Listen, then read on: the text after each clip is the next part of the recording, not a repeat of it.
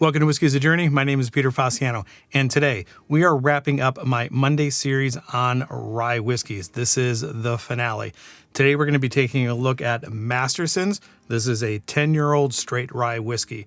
Let's go ahead and pour it, nose it, taste it, talk about it, give it a score, and then make a cocktail with it. And then I have a special guest that is going to join me for the Boulevardier. So let's get this thing poured and get it on the nose. So when I first started the rye whiskey series, I was not a fan of rye whiskeys. And the very first couple that I did, I think had a dill, menthol, and eucalyptus note. And other than the first few that I've had, I'm not picking up any of those notes again in any of the whiskeys or any of the ryes that I've done until this one. Now I'm starting to get a little bit of a dill note here on the nose. There is a little bit of a herbal, floral, pine needle note that I've gotten in the majority of the ryes that I've tasted so far. But this one also is coming across with a little bit of tobacco and leather. A little bit on the spicier side. I'm not picking up much of a sweet note in here at all. And the sweet note that I might be picking up would be vanilla. So before I get this on the palate, this is coming in at 45% ABV. It is 100% rye. And the weird thing about this one is it's distilled in Canada, but then they ship everything to California, Fairbanks, California, and they bottle it there. Right on the bottle, this says that it is batch number 016, and it's bottle number 6554. 6554, yep. And like I already said, this is aged 10 years. It's a 750 milliliter bottle, and I paid $68 in Phoenix, Arizona. Let's go ahead and get this thing on the palate. So there it is, a little bit of dill. I do get a good amount of rye spice. The vanilla and the tobacco are coming through. I also want to say that there is a slight amount of sweetness on the palate that I didn't get on the nose. And I would say somewhere around the peach area, the lighter fruit kind of notes there. Let me get that second sip down. Dill, spice, leather, tobacco, slight amount of vanilla, hint of peach, and that rye spice peppery note starts to radiate the longer it's gone. So I would actually kind of say that this is a medium to long finish. Not necessarily getting much of a menthol note, and that pine needle that was on the nose is not necessarily coming through on the palate as well. But I'm confused about this one. I'm not sure if I like it that much. Being 100% rye, it's much different than the 100% rye that I had in the Frey Ranch. Comes across more spicy than I think I want. And then let's get that third sip down because I think I'm getting too much of a barrel tannin or oak in here. Yeah, there's a little bit of oak sharpness. The dill's there. A little spiky, a little bit more bitter than I'm used to or even like. I talk about barrel tannin all the time, and a little bit of that barrel tannin is good, but this is a little bit over bittered or over tannin, or I'm getting too much of an oak note. All right, so let me go ahead and let this sit for a little bit. I'm going to take a look at my notes. So the information that I have on this is not necessarily that much. I do know that it is distilled in Canada by Alberta Distillers. Then it's shipped to Fairbanks, California, and it's bottled by Three Badge Beverage. It tells you right on the label that it's a product of Canada, but it's bottled in California. And the name Masterson's, if you guys don't know, this is the person from the American Wild West, probably better known as Bat Masterson. Bat Masterson was born in Canada and then went to the United States to be some sort of buffalo hunter and then an army ranger or an army scout. And along the way, ended up being a gambler and a lawman. And then eventually, which I didn't know, he eventually started to become a sports writer. I guess he was big into boxing, and he hooked up with New York Telegraph Company. And then eventually he ended up dying in 1921 at his desk from a heart attack. And he died at the age of 67. And he was one of those guys on the rare occasion that actually kind of made it through the Wild West and lived until the age of 67. Kind of like, who's the guy from Tombstone and Dodge, the shootout at the OK Corral? white herb. Can't believe it took me that long to figure that out. So that's pretty much going to do it for the information that I found on the whiskey or the rye. So let's go ahead and get that last sip down, give it a score, and then move on to the cocktail. All right, now the vanilla note is starting to shine through here. Now it's a little bit more sweet than it is that dill note, but the dill note is still there. Tobacco and spice, let's get it on the palate. So on the palate, I'm getting that dill note. I would say that would be the prominent note, followed by the spice. And then I get a little bit of that barrel tannin. Seems to calm down a little bit. And maybe it was just my palate at the very beginning. The vanillas are coming through. Those peachy light fruit notes are also there as well, but they're buried well beyond that dill and vanilla. Doesn't seem to be as sharp. I still would not say that this is well-rounded. I still get a little bit of sharpness to it. So on to the score. I would say that this is not one of my favorites by any stretch. I definitely would not put it down there at the 3-star mark. And if you guys don't know, my rating system is out of 5 stars. At the beginning of the series, I gave Bulleit Rye a 3, and everything that I've tasted after that is going up against that 3-star mark from Bulleit. I would actually reach for this more than Bulleit. I do like the dill. I do like that tobacco, peppery, and vanilla note. I think the 10 years in the barrel actually does rather well.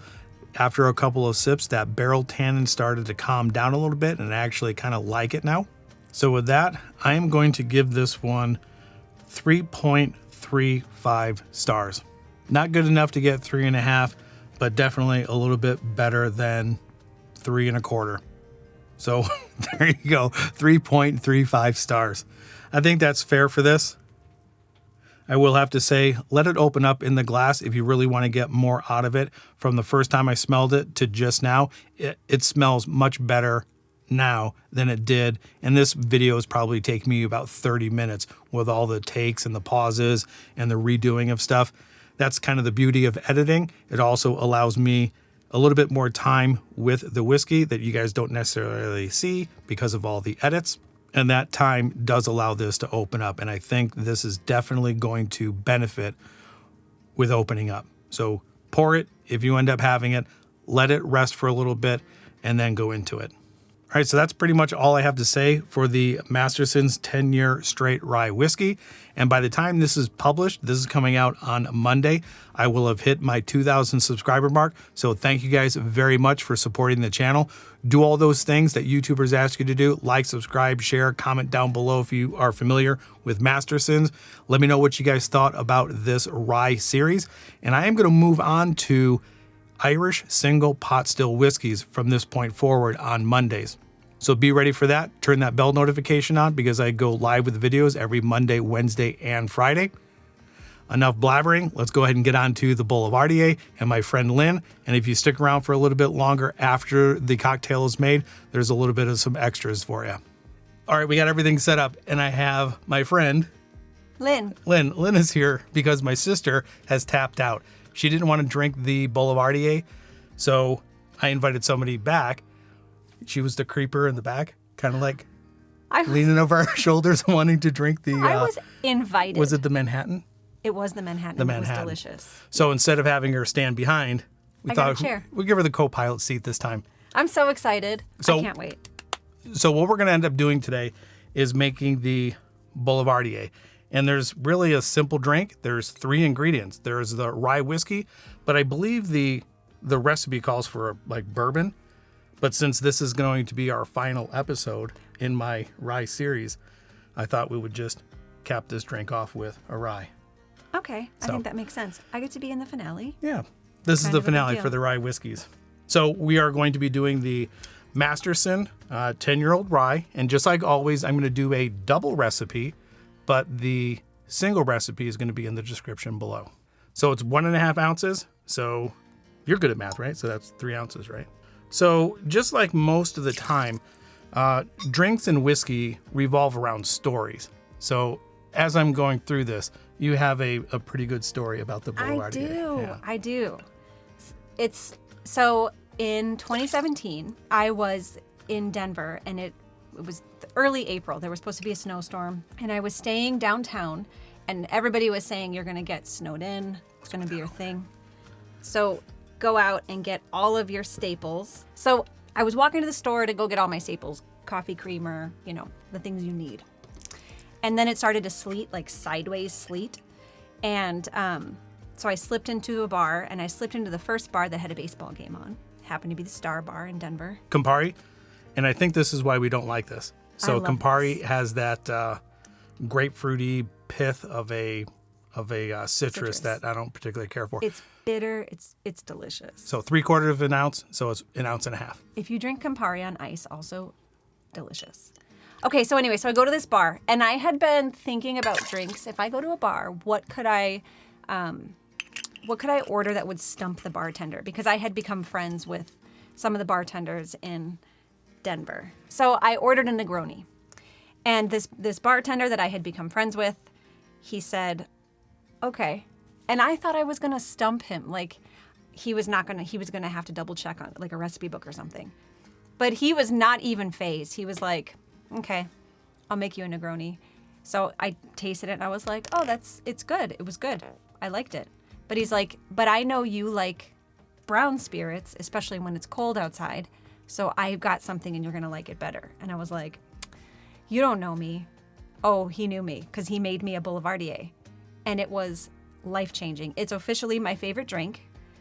Then I got to make it for Peter and MB at their house. I knew there was something wrong with her. That's why he called me a bitter soul. And I was so excited because I was so proud. Okay, so we're also going to do sweet vermouth. And so it's 3/4 of an ounce. Cocchi. But this is going to be 1.5 ounces. Delicious. But I was really proud to make that drink because I was going to show you off how amazing and delicious it is. And I was really excited. And they were like,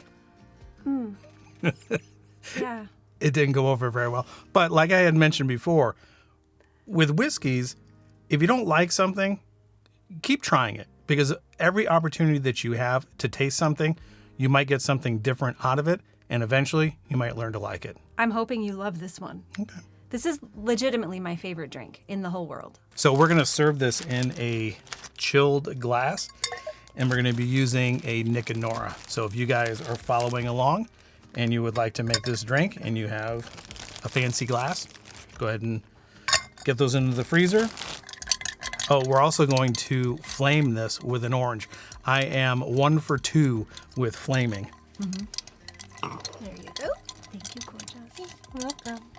Enjoy your Boulevardier. I'm so excited.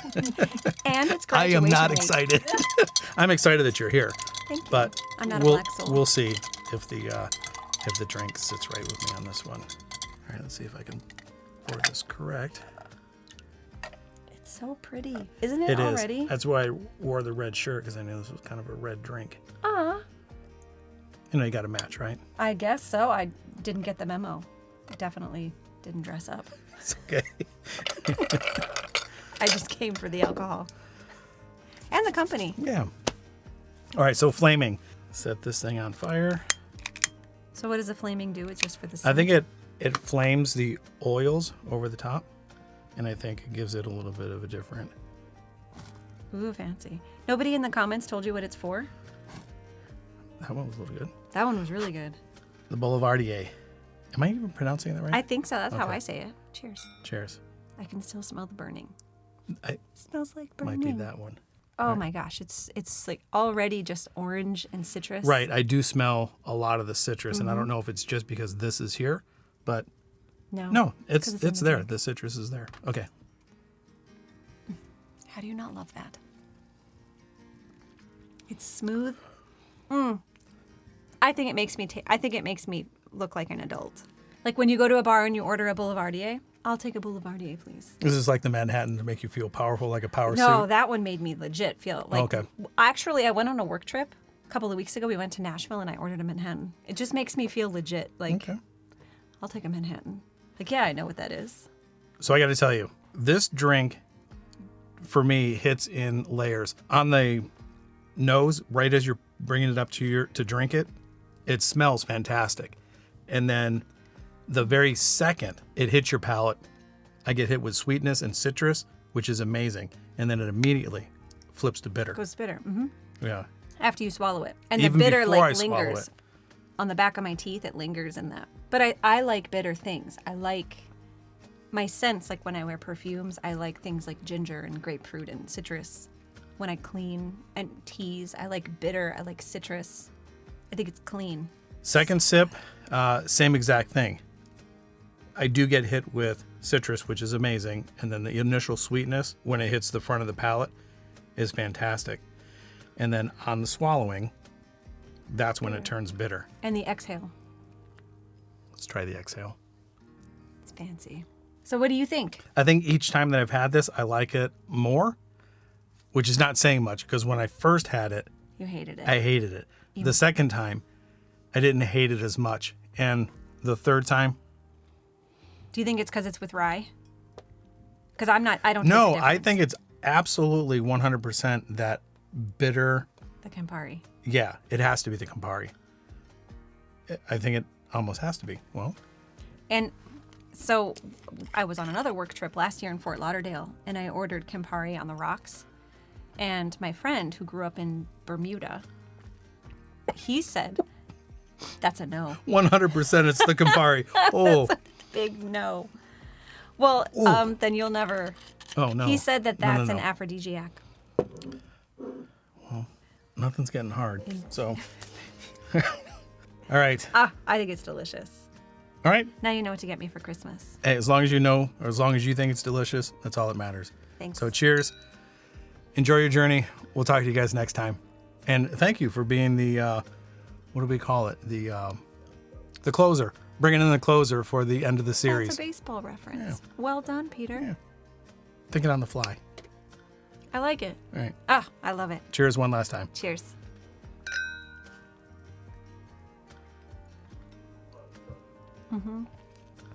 And hear the dog barking. That's delicious. You can't hear it. Like, I know you think that thing picks everything up, but it won't. It does. And I don't necessarily know if it's because of when I'm editing, I'm listening to things over and over again. And then just on the video, when people watch it, they may just watch it one time. You want to do it again? Because But I feel like I that- was super awkward. Oh, no. Okay. I feel like I was like so awkward. No, you're fine. Even if you were awkward or not, makes no difference. It's 'Cause it's going done. live on Monday. Damn it. So you should be good. I like the ones that MB does better. You guys have better. I love the way you guys play off of each other. Well, we've known each other for 52 years. I know. Nuh-uh, because she's not 53. 50. No. Oh. Okay. Well, I've known her. You've known her. You've known her. It's grown on me. Good. The first time I tasted it, so I did, when, like I said, I looked up the whole Negroni thing because I literally Googled what drinks can you order that would stump a bartender. And the first thing it said was Negroni. Really? Come to find out, not the case. Every bartender knows how to make a Negroni. You need to make up a name and just go in and say, hey. Give it to me.